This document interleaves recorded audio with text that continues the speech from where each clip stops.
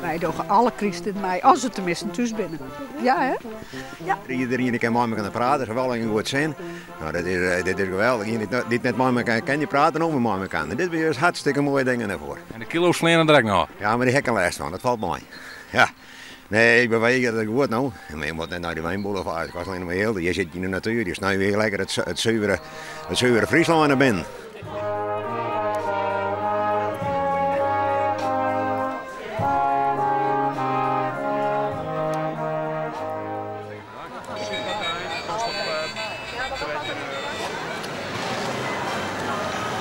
Is dit leuk?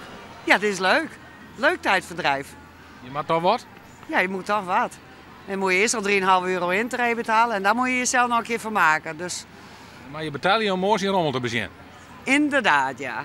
Maar ja, het is wel leuk hoor. Nou, gewoon even struinen. Struinen?